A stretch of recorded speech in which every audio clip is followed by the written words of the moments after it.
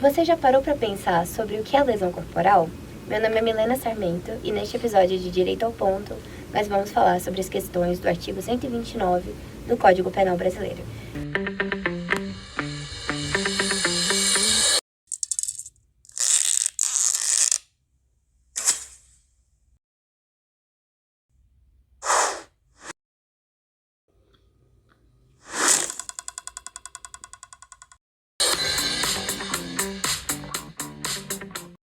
E para essa missão, temos aqui com a gente o Dr. Diogo Oliveira, que é advogado formado pela Faculdade de São Judas. Olá, obrigado aí pelo convite, o pessoal do Direito ao Ponto. Agradeço também a parceria aqui das convidadas que estão ao meu lado. E vamos que hoje vai render. Vamos que vamos. Temos também a Beatriz Mello, que é estudante de Direito. Oi, muito obrigada pelo convite, muito obrigada Direito ao Ponto e pela presença dos convidados tão ilustres. E também temos aqui a Andréia Soares, que é especialista em Direito Criminal e na Lei Maria da Penha. Agradeço primeiramente ao convite e também cumprimento a todas que estão nessa mesa. Ótimo, maravilha. Então, começando a nossa conversa, eu gostaria de começar primeiro perguntando a pergunta que é central da nossa conversa, que é como podemos conceituar lesão corporal? Bem, o Código Penal Brasileiro, no artigo 129, ali no seu caput, ele define a lesão corporal como ofender a integridade corporal ou a saúde de outro. Já por esse texto inicial, ele deixa claro que não existe o crime de autolesão. A necessidade aí de dois agentes, né? O agente agressor e a vítima. Isso torna o crime de lesão corporal um crime comum, podendo ser infringido a qualquer vítima e também sendo feito por qualquer agressor, tá? O objetivo do Código 129, ali no Código Penal, no artigo 129, melhor dizendo, é realmente proteger a integridade física e a saúde, tanto na questão objetiva física, né, quanto também na psicológica. Sim, esse é um ponto muito interessante, porque quando nós pensamos em lesão corporal, é associado diretamente a ferimentos, hematomas físicos que sejam visíveis. Mas a Lei 14.188 de 2021 trouxe a tipificação no próprio Código Penal do artigo 129 da violência psicológica.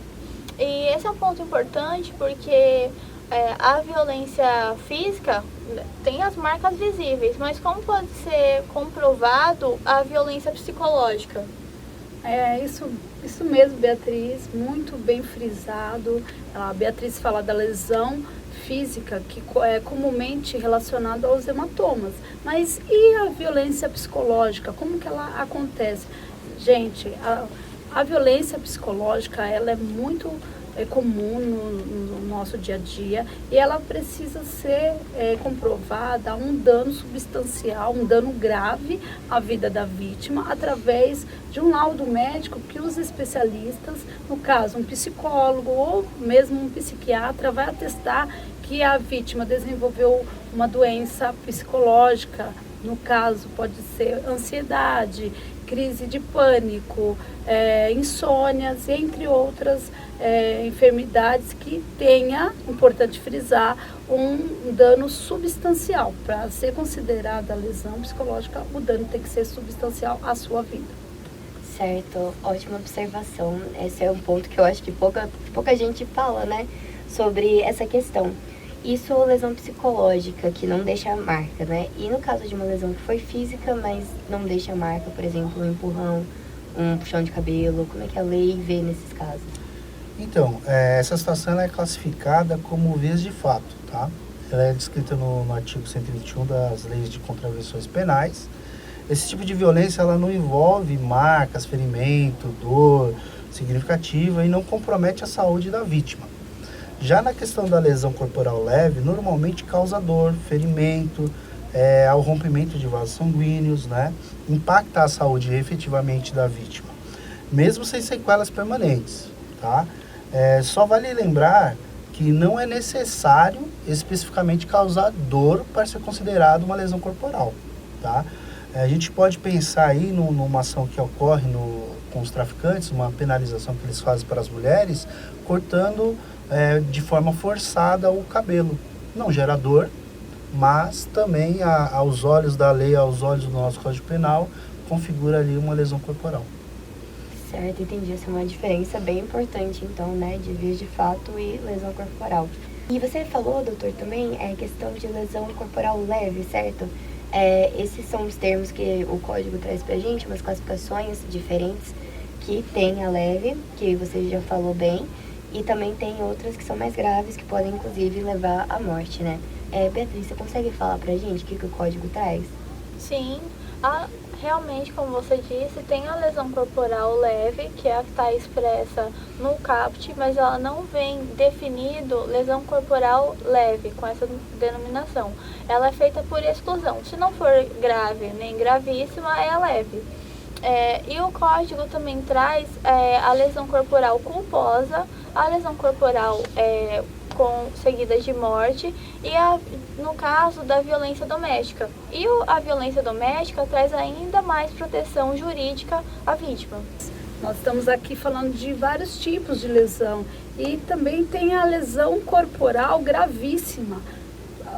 Porém, ela não está conceituada expressamente dessa maneira.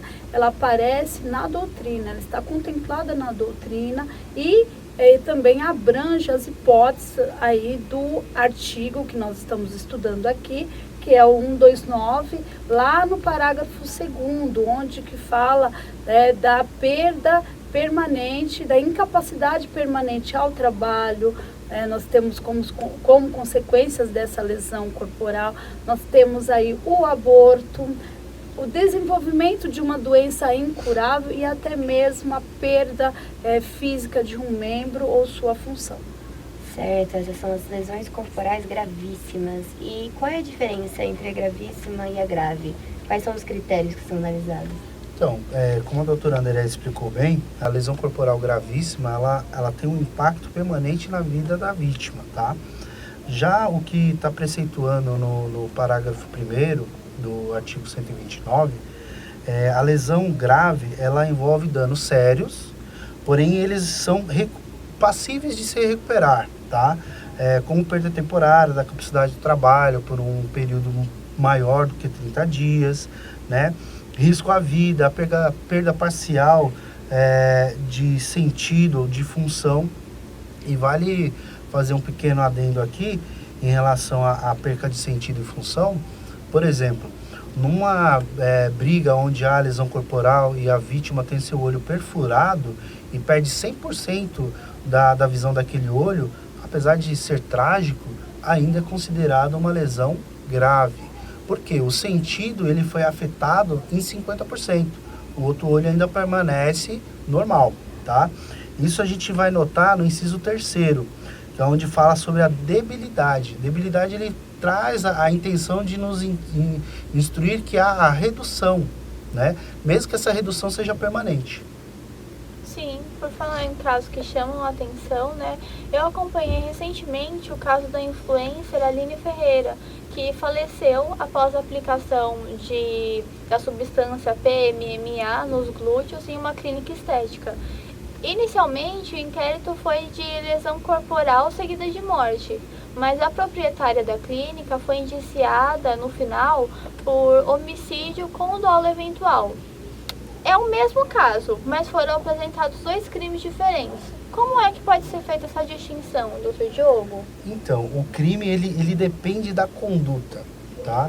A conduta do agente vai ser determinante, ou seja, se nesse caso específico o agente ele tinha a intenção somente de causar o dano à saúde, era previsto isso na cabeça dele, causar a saúde, mas a vítima chegou a óbito, teve o resultado morte, ainda é uma lesão corporal seguida de morte. Porém, se o agente ele tem a convicção que aquilo pode levar a sua paciente, no caso ali, à morte, aí já não estamos mais falando de lesão corporal, mas sim de homicídio, tá? Aí a gente já está falando de um crime um pouco mais severo, né? Que aí seria o homicídio com dolo eventual, tá? Porque o agente ele aceitou a possibilidade do resultado fatal. Certo. Muito interessante realmente esse caso. E agora que a gente falou sobre dolo, temos que falar também sobre culpa. Existe também a lesão corporal culposa, né? Como é que vem previsto isso na lei? Então, a lesão corporal culposa, ela ocorre sem a intenção, por imprudência, negligência, até mesmo imperícia, tá? No Código Penal, a gravidade da lesão, ela afeta apenas a pena estipulada pelo juiz.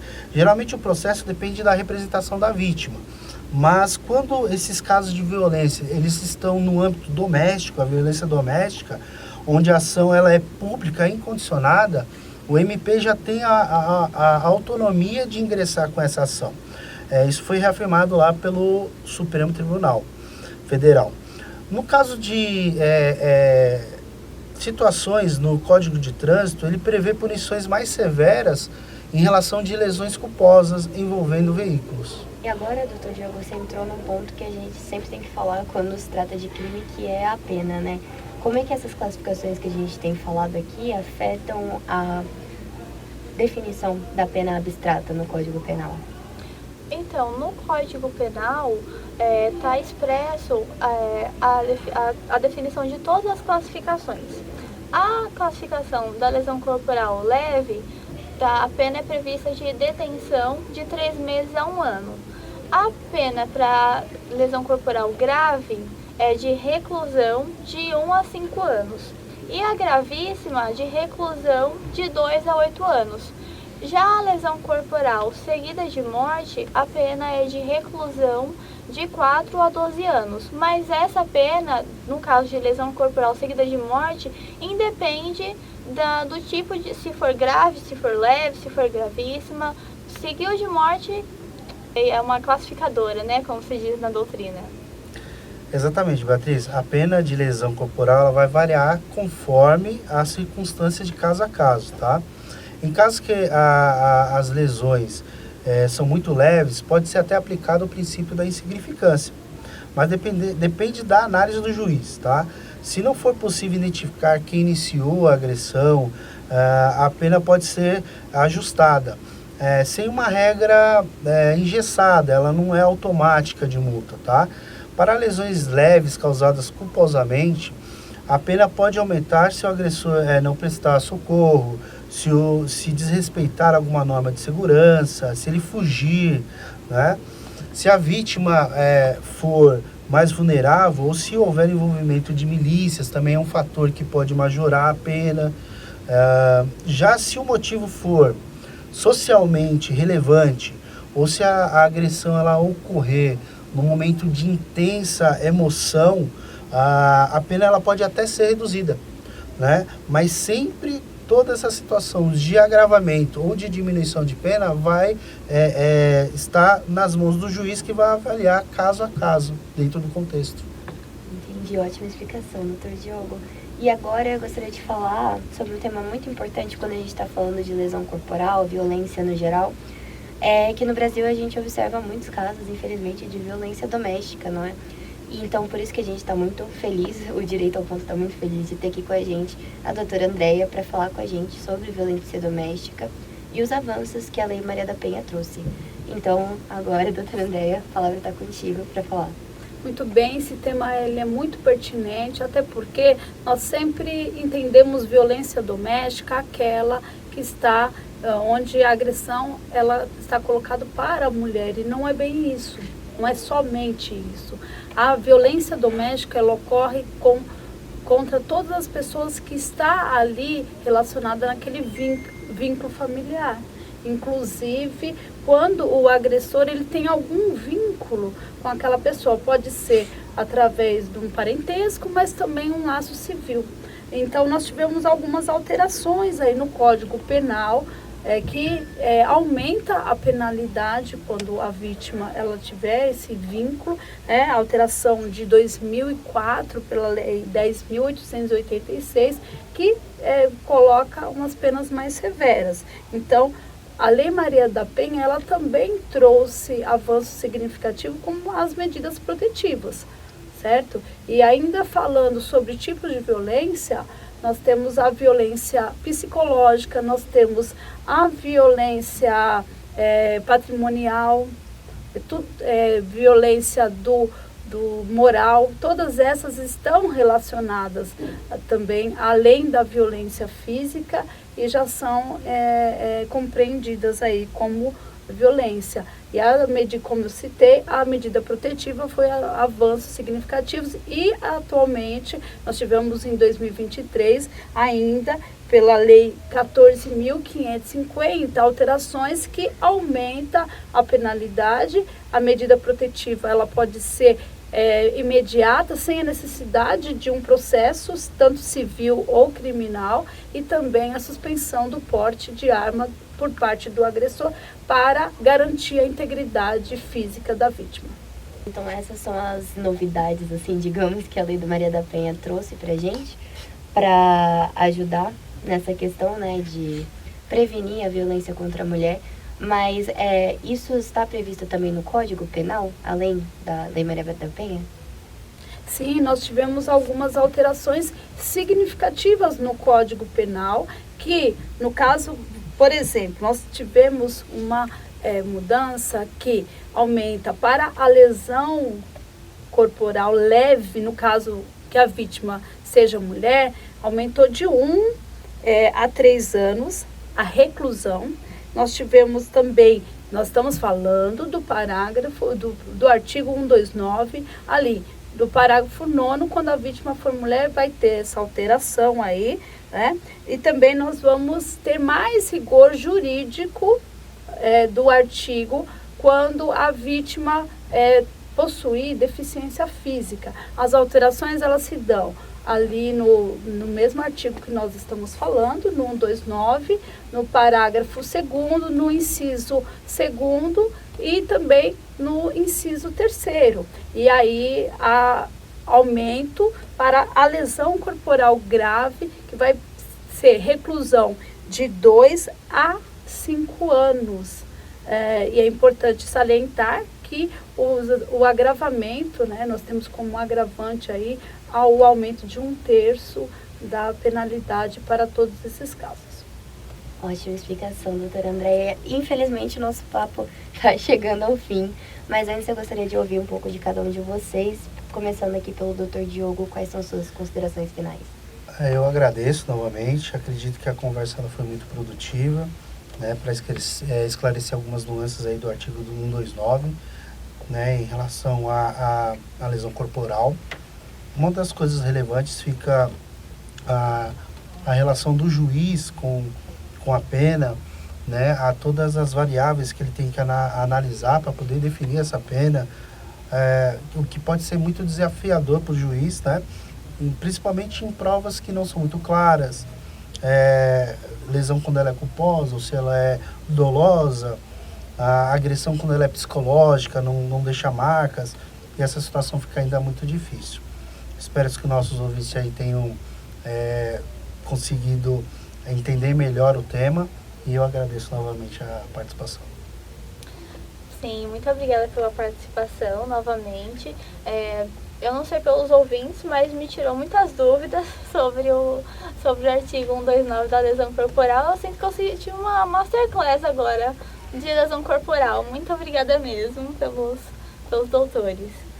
Agradeço também o convite aí do podcast Direito ao Ponto. Acho muito pertinente popularizarmos estes assuntos, porque nós sabemos que o direito muitas vezes ele é um pouco uma linguagem um pouco difícil para alguns, mas o nosso papel aqui é popularizar e também conscientizar a questão da violência contra a mulher e a violência doméstica. Agradeço então.